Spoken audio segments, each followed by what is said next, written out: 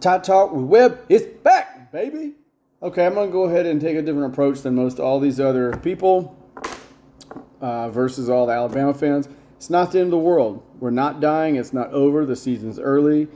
These are 18, 19, 20-year-old kids we're talking about here. It's honestly going to be okay. And I'm going to break it down. I'm going to explain why.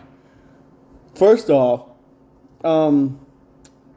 let's understand why the problems are happening and what's going on. It's an O-line problem. All these problems are stemming with the O-line, and it's okay. We can iron it out. We know Proctor was out. His backup, Pritchett, was out. Both left tackles out. That is the third left tackle. We moved them to guard. They've never played the position before. And then we started Gino Vandermark, who's never started. We saw that it was a all holding, all protection issues. There was, like I said, it was just one breakdown after the other, and it all started on that offensive line. One of the guys that had most all the penalties was Formby. Do I think he's trash? No, he's young. You threw him into a situation he never should have been in, barring injuries. You moved around the offensive line like it was musical chairs, and hey, next guy up. And that's what we're dealing with right here. Now, as the penalties came, the frustration came, and the hats off to the USF defensive line. They had an amazing game plan, and they did last year too. They did the same thing last year to us as well. So hats off to them. They're a little bit lighter than us, a little bit more mobile. They were causing problems. That was where their breakdown was. That's why we couldn't run the ball. That's why Milroe didn't have time for protection. I see some of these stupid comments out there saying, Milroe's horrible. No, he's not. He's one of the best in the country, and you're a moron if you can't see that straight up. You are an idiot. Sit down. You know nothing about football. All this stemmed from the offensive line. Now, let's be honest. At the end of the game, I'm jumping way ahead, but at the end of the game, we threw Pritchett with a bad ankle, which was Caden Proctor's backup in there, and of the plays that he did, I think he only played in like 7 plays. 3 were for touchdowns. 3 of them were for touchdowns. So think about that for a minute. Okay, let's be honest. Our defense was not that bad. They were pretty darn good. Kudos to them. Out of 20 third downs that USF had, they only converted 2. Out of 20, they converted 2 of them. So let's really think about that for a minute. That's pretty damn good. That's really good. Now, granted, their quarterback, thank God, he was off the mark early because he had some open receivers that he didn't hit. Thank goodness.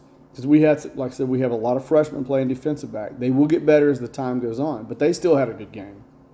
We only gave up 16 points off 3 turnovers, and 3 of the turnovers were in the third quarter.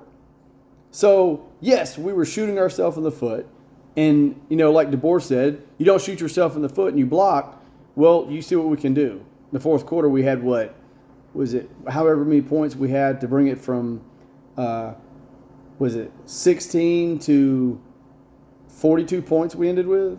So, I mean, come on now. And hats off to the USF coach, Golish. Amazing job. We're going to be seeing that guy a hell of a lot in the future.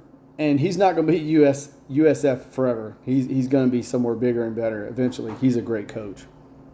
He also was the architect offensively of the team that beat us in Tennessee 2 years ago, and pretty handily. So keep that in mind. Ryan Williams, wow, the it factor. That kid has got it. They were terrified of that kid. They held him so much they could have made 20 quilts for needy children.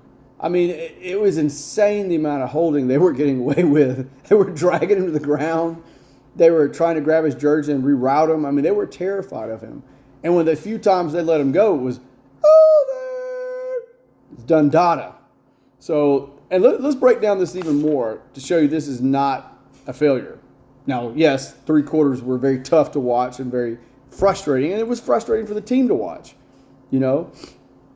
I'm sure it was frustrating for Milroe when he couldn't even get a lane to run in. And then when he did get a lane to run in, they were called back by penalties. I mean, good God, the penalties were horrible. I think we had something like 20 penalties. It was absolutely insane, the amount of penalties we had. Nope, take that back. Sorry, my notes, we had 13 penalties. And a lot of them were called back for touchdowns. I know 2 of them were touchdowns and they got called back.